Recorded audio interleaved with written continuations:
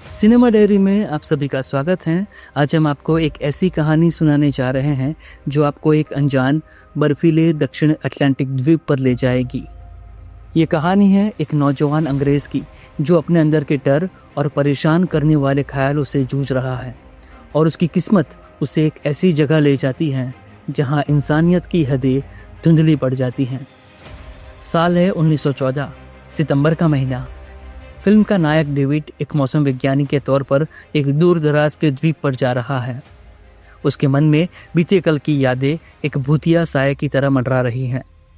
तभी captain Excel उसके पास आकर कहते हैं कि वो बस पहुंचने ही वाले हैं। द्वीप पर उनका स्वागत करने के लिए कोई नहीं होता। डेविड को यहाँ पिछले मौसम विज्ञानी की जगह लेने के लिए भेजा गया था, लेकिन उसका कोई नामो निशान नहीं है। कैप्टन एक्सेल डेविड के साथ उस पुराने मौसम विज्ञानी को ढूंढने निकलते हैं। उन्हें एक लाइट हाउस दिखता है। दरवाज़ा खटखटाने पर कोई जवाब नहीं मिलता। डेविड हिम्मत करके दरवाज़ा तोड़कर अंदर जाता है और वहाँ उन्हें मिलता है ग्रूनर, द्वीप का इकलौता लाइट हाउस कीपर। जब कैप्टन एक्सेल पिछले मौसम अधिकारी के बारे में पूछते हैं तो ग्रूनर बताता है कि उसकी टाइफस से मौत हो गई है। कैप्टन एक्सेल के जाने के बाद डेविड अकेला रह जाता है। वो सोचता है कि उसकी आने वाली ज़िंदगी भी पिछले मौसम विज्ञानी की जैसी ही होगी। 12 महीने हवाओं की तेज़ी और दिशा नापते हुए, जब तक नया मौसम विज्ञानी उसे बदलने नहीं आता। अपने कैबिन में सामान को ठीक करते वक्त उसे पिछले मौसम विज्ञानी एल्डोर की डायरी मिलती है। डायरी में स्केच, एल्डोर की पत्नी की तस्वीर और लाइट हाउस के पास अजीब से प्राणियों के चित्र बने होते हैं। अगली सुबह उसे पत्थरों और सीपियों से बनी एक अजीब गोलाकार आकृति दिखती है। काम शुरू करने के लिए वह दूरबीन से समुद्र तट की तरफ देखता है। तब ग्रूनर को कसरत करते हुए पाता है, जैसे वह कुछ न करने के लंबे दिन की तैयारी कर रहा हो। दूसरा दिन बीतने के बाद जब रात में डेविड पढ़ रहा होता है तब उसे दरवाजे के बाहर सरसराहट सुनाई देती है। वह सोचता है कि ग्रूनर होगा, लेकिन आवाज़ें तेज हो जाती हैं, साथ में खरोचने और गुर्राने की आवाज़ भी। अचानक दरवाजे के नीचे से एक सरीसृप जैसा हाथ दिखता है। डेविड तुरंत उस पर पैर रख देता है, जिससे वह अनजान प्राणी उत्तेजित हो जाता है और आवाज़ें सुनकर वह फर्श के नीचे बने गुप्त स्थानों में छिप जाता है। जब वे उसके कैबिन पर हमला करते हैं और देखते हैं कि अंदर कोई नहीं है, तब डेविड फर्श के एक छोटे से छेद से बाहर झांकता है। वो प्राणी भी उसी छेद से झांकता है। डेविड तुरंत एक चाकू उसकी आंख में घोंप देता है और डरा हुआ डेविड पूरी रात उसी जगह छिपकर रहता है। अगले दिन वह ग्रूनर के पास जाकर लाइट हाउस में रहने की मिन्नतें करता है, लेकिन ग्रूनर मना कर देता है। तब लड़ने का इरादा करके डेविड अपने घर लौटता है और घर की सुरक्षा मजबूत करता है। उसे कैबिन में बक्सों के बीच एक राइफल भी मिलती है। रात हो जाती है और अंधेरे से उन अज्ञात समुद्री जीवों का झुंड कैबिन की ओर बढ़ने लगता है। डेविड उन समुद्री जीवों पर गोलियां चलाता है, लेकिन उनकी तादाद लगातार बढ़ रही है, इसलिए उसके पास आग लगाने के अलावा और कोई चारा नहीं बचता। आग के कारण समुद्री जीव भाग जाते हैं, लेकिन उसका कैबिन भी जल जाता है। सौभाग्य से कैबिन पूरी तरह जलने से पहले बारिश हो जाती है। अगले दिन वह ग्रूनर को लाइट हाउस से निकलते देखता है और चुपके से उसका पीछा करता है। जब वह ग्रूनर पर घात लगाकर हमला करने वाला होता है तो एक मादा समुद्री जीव उस पर हमला कर देती है। वह उस पर अपनी बंदूक तान देता है, लेकिन ग्रूनर उसे ये दिखाकर गोली चलाने से रोक देता है कि वह कमज़ोर है। डेविड ग्रूनर को अपने कुछ सामान के बदले आश्रय देने का प्रस्ताव रखता है। ग्रूनर तब उस डेविड को फ्रेंड कहता है ताकि समुद्री जीव उसे एक दोस्त के रूप में स्वीकार कर ले। थोड़ी देर बाद वे ग्रूनर के कैबिन में उसका सामान इकट्ठा करने जाते हैं। उसे एहसास होता है कि पिछला मौसम अधिकारी टाइफस से नहीं बल्कि समुद्री जीवों के कारण मरा था। हालांकि ग्रूनर उसे बताता है कि उन्हें लाइट हाउस वापस जाना होगा क्योंकि सूर्यास्त होने वाला है और समुद्री जीव कभी भी हमला कर सकते हैं। एक सुबह डेविड की नींद खुल जाती है और वो देखता है कि मादा समुद्री जीव उसका जला हुआ हाथ चाट रही है। पता चलता है कि वह 2 दिन से सोया हुआ था। ग्रूनर डेविड को ढूंढता है और उनके गोला बारूद की गिनती करता है। उसे समझाता है कि वह जीव जिसे वह टोड कहता है वो एक कुत्ते की तरह है जो अपने मालिक को कभी नहीं छोड़ेगा, चाहे वह कितना भी क्रूर क्यों न हो। डेविड उस जीव को देखकर मोहित हो जाता है। उसे आभास होता है कि वह दूसरों से अलग है। हालांकि ग्रूनर उसे उस पर पूरी तरह भरोसा न करने की चेतावनी देता है। ग्रूनर डेविड को लाइट हाउस के ऊपर ले जाता है। डेविड सोचता है कि ग्रुनर ने द्वीप पर रहने का फैसला क्यों किया जबकि उसके पास जाने का मौका था। ग्रुनर उसे बताता है कि वह कभी भी सभ्य दुनिया में वापस नहीं जाएगा क्योंकि अब वह अपनी किस्मत का मालिक है। उस रात डेविड ग्रुनर को हमले की तैयारी करते हुए देखता है।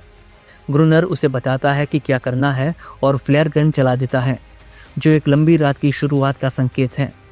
दूसरी ओर जब मादा जीव आसमान में विलाप करती है तब समुद्री जीवों का झुंड उनकी ओर बढ़ने लगता है, जिन्हें देखकर ग्रुनर गोलियां चलाना शुरू कर देता है। हालांकि डेविड घबरा जाता है और बेहोश हो जाता है। ग्रुनर अकेला ही समुद्री राक्षसों के उस भयावह झुंड से लड़ता रहता है। अगले दिन ग्रुनर डेविड पर गुस्सा होता है क्योंकि वो मुकाबला नहीं कर पाया। बाद में डेविड ग्रुनर को उस समुद्री जीव के साथ जबरदस्ती करते हुए देखता है और तुरंत वहां से चला जाता है। उस दिन बाद में ग्रुनर और डेविड अजीब सी खामोशी में दोपहर का भोजन करते हैं। उस रात ग्रुनर समुद्री जीवों का ध्यान अपनी ओर खींचता है। जब वे आते हैं तो डेविड फिर से डर जाता है। ग्रुनर डेविड को बालकनी में बंद कर देता है, उसे समुद्री जीवों के खिलाफ अकेले लड़ने के लिए छोड़ देता है। बाहर गोलियों की आवाज़ और डेविड की मिन्नतें सुनने के बावजूद ग्रुनर सो जाता है। सूरज उगने पर ग्रुनर डेविड को जिंदा और खून से लथपथ देखकर हैरान रह जाता है। महीने बीत जाते हैं। दोनों आदमी एक दिनचर्या में ढल जाते हैं। रातें लंबी होती जा रही थी और केवल प्रकृति ही उन्हें शांत रखती थी। डेविड का रोज का काम पानी लाना था, जबकि ग्रुनर उनके हथियार संभालता था। एक दिन डेविड अनुमान लगाता है कि जीव मादा समुद्री जीव को वापस ले जाने के लिए लाइट हाउस पर हमला कर रहे हैं। वह अपने पुराने कैबिन में जाता है और आईने में अपना बदला हुआ रूप देखता है और फिर शेव करता है। लाइट हाउस वापस आते वक्त उसे एक विशाल व्हेल का कंकाल मिलता है और वह उसका एक टुकड़ा उठा लेता है। उस रात भी कोई हमला नहीं करता। डेविड उस जीव के पास जाता है और पहली बार उसकी ठंडी त्वचा को छूता है। उसे वह अजीब प्राणी अब पसंद आने लगता है और वह उसे एनरिस नाम देता है, जबकि ग्रुनर उसे एक नौकर और गुलाम के रूप में इस्तेमाल करता है। एक शाम ग्रुनर अपनी बंदूक उठाता है और डेविड की दिशा में निशाना साधता है क्योंकि उसे वहां समुद्री जीव महसूस होते हैं। पता चलता है कि समुद्री जीव पहले ही हमला कर चुके हैं।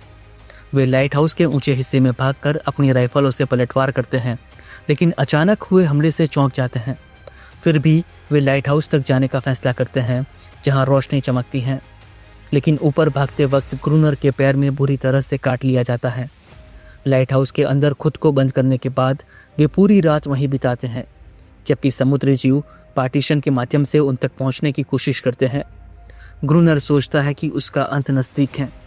तब तक सुबह हो जाती है और समुद्री जीव चले जाते हैं। अगली सुबह एनरिस ग्रुनर के पैर को अपनी जीभ से साफ करती है। अब वे कोई लड़ाई लड़ने की स्थिति में नहीं है क्योंकि उनके पास गोला बारूद खत्म हो रहा है। उस दिन बाद में डेविड को घूमते समय दूर से एक जहाज दिखाई देता है। वह तुरंत फ्लेयर गन लेने अंदर भागता है। ग्रुनर डेविड को फ्लेयर गन चलाने से रोकता है। एनरिस डेविड की रक्षा करने की कोशिश करती है, जिससे ग्रुनर क्रोधित हो जाता है और फ्लेयर गन लेकर चला जाता है। थोड़ी देर बाद डेविड एनरिस के साथ संवाद करने का एक तरीका ढूंढता है।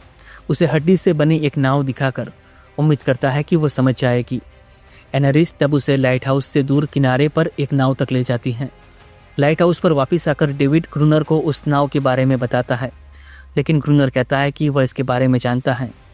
इस बीच डेविड एक डाइविंग सूट के साथ जहाज के मलबे में गोता लगाने के लिए कहता है, लेकिन ग्रुनर मना करते हुए कहता है कि ये एक आत्मघाती मिशन होगा। अगले दिन डेविड नाव को इस उम्मीद में पेंट करता है कि वह काम करेगी। तभी उसे दूर से एक चीख सुनाई देती है। वो देखता है कि एनरिस पास में तैरने का आनंद ले रही है। जैसे ही वह अपने कपड़े उतारता है, वह धीरे धीरे उसके पास चला जाता है। डेविड और एनरिस से अनजान ग्रुनर उन्हें देख रहा होता है। लाइट हाउस पर ग्रुनर उसे डाइविंग सूट देकर कहता है कि तुम चाहो तो जहाज के मलबे में डायनामाइट खोजने जा सकते हो। वास्तव में ग्रुनर चाहता है कि डेविड पानी के नीचे मर जाए। अगले दिन वे नाव का इस्तेमाल करके जहाज के मलबे तक पहुंच जाते हैं। डेविड बताता है कि रस्सी खींचना ही उनके सिग्नल देने का एकमात्र तरीका है।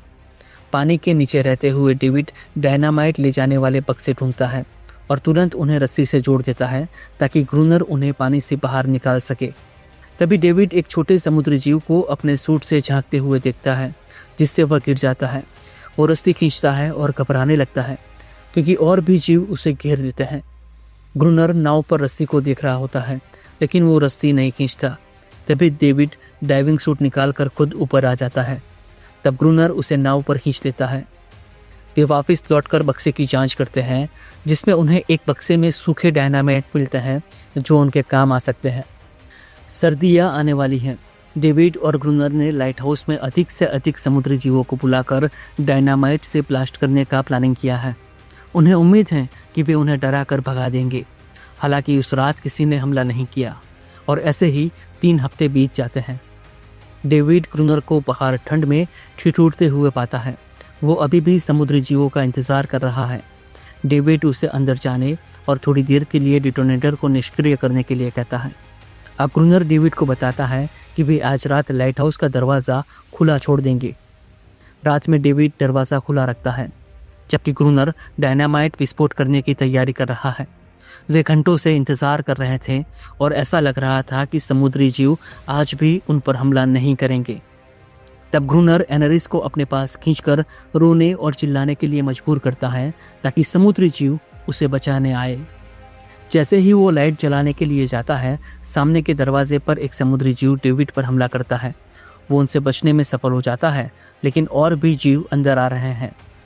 वह ऊपर की ओर भागता है और ग्रुनर को बताता है कि वे अब लाइट हाउस के अंदर हैं।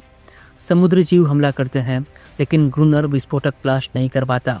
डेविड दौड़ता हुआ ऊपर आता है और डिटोनेटर को फिर से जोड़ता है। भयानक ब्लास्ट होता है जिसमें कई समुद्री जीव मारे जाते हैं, लेकिन ग्रुनर उससे संतुष्ट नहीं है। वो लाइट हाउस के पास लगे दूसरे डायनामाइट भी ब्लास्ट कर देता है, लेकिन वे दोनों भी इस ब्लास्ट की चपेट में आकर बेहोश हो जाते हैं। डेविड की आँख खुलती है, तब तक सुबह हो जाती है। वो तुरंत ग्रुनर को ढूंढकर उसे जगाता है। लाइट हाउस के चारों ओर मलबा बिखरा पड़ा है। रात में जब वे अगले हमले का इंतजार कर रहे होते हैं, डेविड एनरिस और कई अन्य समुद्री जीवों को अपनी प्रजाति को हुए नुकसान का शोक मनाते हुए सुनता है। ग्रुनर उसके पास जाता है और बताता है कि उसने एनरिस को एक बच्चे के रूप में बचाया था, जो सालों पहले एक जाल में फंस गई थी। हमले के बाद एनरिस गायब हो जाती है, लेकिन ग्रुनर उसे विश्वास दिलाता है कि वह हमेशा की तरह वापस आएगी। डेविड को लगता है कि उन्होंने जो किया वो गलत था, लेकिन ग्रुनर को समुद्री जीवों की मौत का कोई पछतावा नहीं है। अगले दिन जब ग्रुनर सो रहा था, तब डेविड सफाई कर रहा है। तब उसे उस आदमी की शादी की एक तस्वीर मिलती है जिसके पीछे लव शब्द 3 बार लिखा होता है। तस्वीर में महिला वही है जो डायरी में थी। ये महसूस करते हुए कि ग्रुनर ही पिछला मौसम विज्ञानी अफसर है और उसके अंदर लोगों के प्रति दया का भाव है। ये जानकर डेविड अपने दिन गिनना बंद कर देता है। उसे रियलाइज़ होता है कि वो यहाँ काम करने आया है, लेकिन यहाँ जिंदा रहने के अलावा और कोई काम नहीं है। डेविड फिर से समुद्र तट पर जाता है और नाव को हटा देता है। तभी वहाँ एक छोटा समुद्री जीव अचानक उसके पास आता है, जिसके पीछे एनरिस है, जो अपने साथियों के साथ अधिक आत्मविश्वासी और साहसी दिखाई दे रही हैं। डेविड देखता है कि वे युद्ध विराम चाहते हैं, लेकिन ग्रुनर नहीं चाहता। डेविड सिर्फ एनरिस को वापस आता है, लेकिन वो वापस आने से मना कर देती है। लाइट हाउस पर जाकर अचानक ग्रुनर छोटे समुद्री जीव पर फ्लेयर गन दाग देता है, जो उसकी छाती पर घातक रूप से लगती है। एनरिस डेविड को निराशा से देखती है और उसे अकेला छोड़ देती है, क्योंकि ग्रुनर उन पर गोलियां चलाना जारी रखता है। डेविड उसका पीछा करता है और उसे जमीन पर फेंककर उसके पैर में चाकू मार देता है। जवाब में ग्रुनर उसे कुल्हाड़ी से मारने की कोशिश करता है। तभी डेविड उसे उसके असली नाम से पुकारता है और उसे बताता है कि वह हत्यारा नहीं है। ग्रुनर रुक जाता है और अपनी कुल्हाड़ी फेंक देता है। वो लव शब्द कहता है, जैसे कि उसे खोया हुआ ग्रुनर वापस मिल गया हो। वो बाहर कदम रखता है और तारों से भरे आसमान को देखता है, और जैसे ही डेविड खुद को अंदर बंद करता है, समुद्री जीव ग्रुनर को घेर कर मार डालते हैं। कुछ महीनों बाद अगला जहाज डेविड के प्रतिस्थापन को लाने के लिए आता है। कैप्टन गलती से उसे ग्रुनर कहता है, लेकिन डेविड उसे ठीक नहीं करता। ग्रुनर ने डेविड को उसकी जगह लेने की एक अटूट विरासत छोड़ी थी। डेविड वहीं रहने का फैसला करता है, ये सोचते हुए कि यही वह शांति है जिसकी उसे तलाश थी। नया ग्रुनर यानी कि डेविड बालकनी पर खड़ा कई नावों को घूरता है, जहां एनरिस उसे समुद्र में जाती हुई दिखाई देती है। तो दोस्तों, ये थी एक गहरी और परेशान करने वाली कहानी, जो बताती है कि जब सब कुछ छिन जाता है तब हम क्या बन जाते हैं। दोस्तों, आपको ये कहानी कैसी लगी हमें कमेंट में ज़रूर बताइएगा। वीडियो पसंद आया हो तो वीडियो को लाइक और शेयर करें और ऐसे ही कहानियाँ देखने के लिए सिनेमा डायरी को सब्सक्राइब करें।